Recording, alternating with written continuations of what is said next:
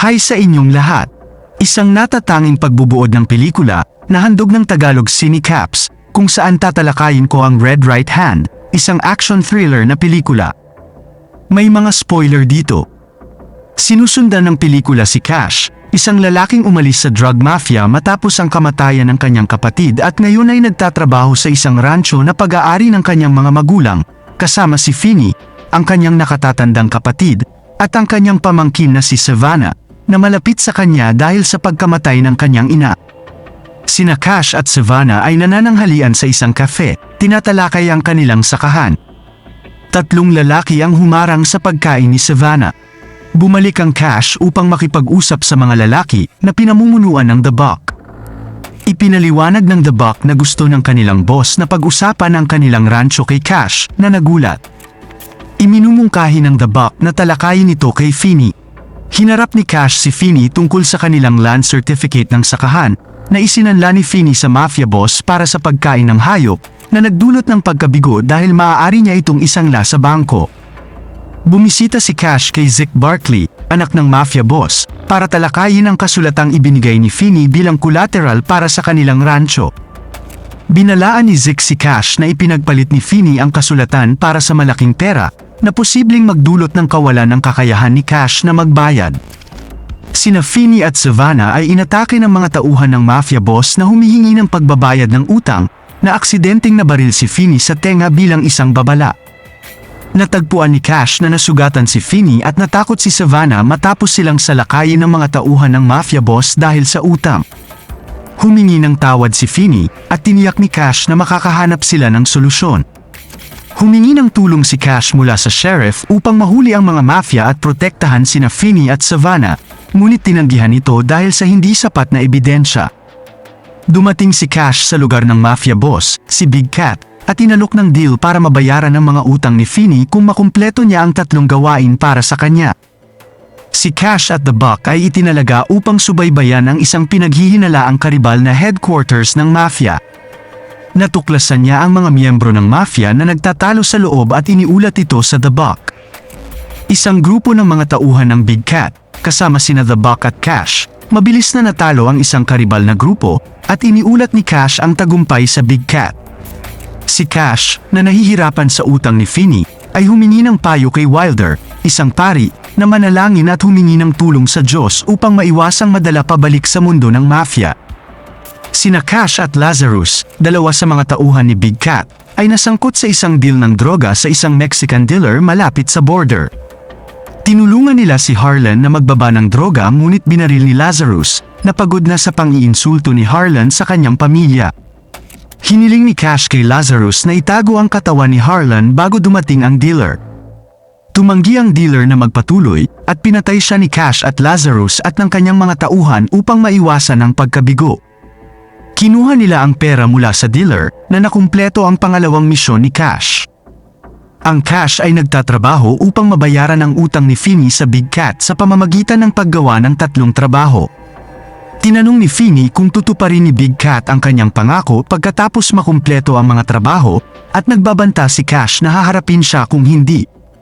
Tinuruan ni Cash at Finny si Savannah kung paano mag-shoot para ipagtanggol ang sarili laban sa mga tauhan ni Big Cat kung gagawa sila ng agresyon. Nagsagawa ng ikatlong trabaho si Cash upang linlangin si Sheriff Duke Parks na payagan ang mga ilegal na aktibidad ng Big Cat. Ipinaalam niya kay Duke ang tungkol sa isang bodega ng paggawa ng droga, kaya nagpapasalamat si Duke sa impormasyon na hindi alam ang panlilinlang ni Cash. Inimbitahan ni The Buck at ng kanyang mga kaibigan si Cash sa headquarters ng Big Cat para sa isang pagdiriwang. Nakumpleto ni Cash ang tatlong misyon para sa Big Cat at naimbitahan na ipagdiwang ang kanilang kamakailang pagtaas ng kita. Gayunpaman, binalak ng Big Cat na patayin si Duke sa harap ng lahat at nadama ni Cash ang pagkakasala para sa kanya. Tinalakay ni Cash ang utang ni Finny, ngunit sinabi ni Big Cat na kailangan niyang magtrabaho ng walang katapusan para mabayaran ang mga utang ni Finny. Ipinaalam ni Cash kay Finny na sinira ni Big Cat ang kanyang pangako at hinihimok siyang ilayo si Savannah sa grupo ni Big Cat. Plinano ni Cash na sirain ang mga kasinungalingan ni Big Cat. Sumang-ayon si Finny at umalis pagkatapos ng simba, kasama si Wilder na nangunguna sa serbisyo sa umaga. Sa kanilang pag-alis, sinalakay ng The Buck at ng iba pang mga miyembro si Finney, na naging dahilan upang siya ay masaktan ng husto. Pinalayas sila ni Wilder at isinugod si Finney sa ospital. Nalaman ni Cash ang pagkamatay ni Finney at nagmadaling pumunta sa ospital upang suriin siya. Nakilala niya si Wilder at maghiganti, ngunit binalaan siya ni Wilder na maging maingat. Pinatay ni Cash ang dalawa sa mga tauhan ni Big Cat na gumagamit ng droga na nagbabala sa kanya. Natagpuan ng mga pulis ang mga bangkay at inimbestigahan ang mga ito. Tinanong ni Big Cat ang punong sheriff tungkol sa pagkamatay ng mga lalaki, pinaghihinalaan si Cash dahil sa kanyang mga susi ng kotse. Hinahanap ng The Buck at ng kanyang mga kaibigan si Savannah sa bahay ni Wilder, ngunit binugbog si Wilder at sumuko si Savannah.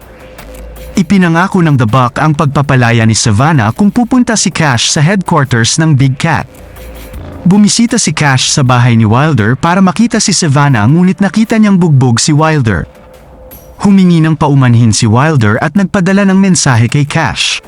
Hiniling ni Cash kay Wilder na tumulong na iligtas si Savannah sa pamamagitan ng pagkidnap kay Zeke, at pumayag si Wilder na tumulong.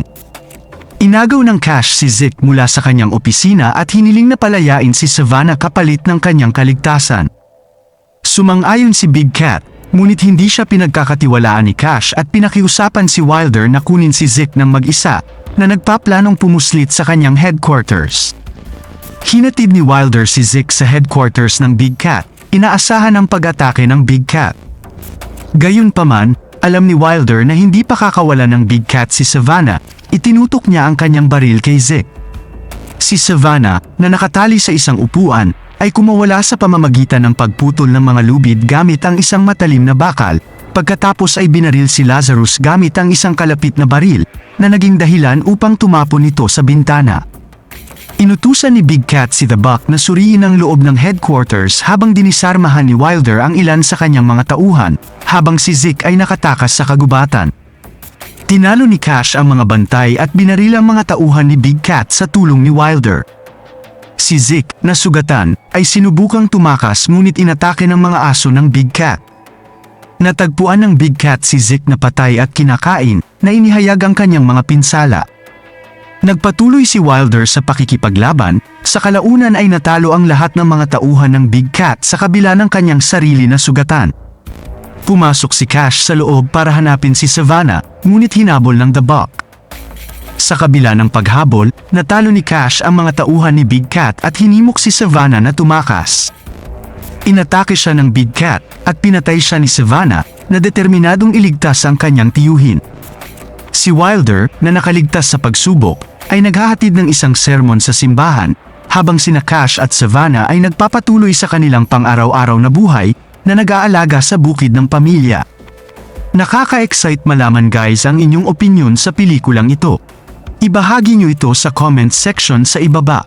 At kung nagustuhan nyo ang aking video, pakipindutin ang like at mag-subscribe para sa mas marami pang video. Kita-kits sa susunod.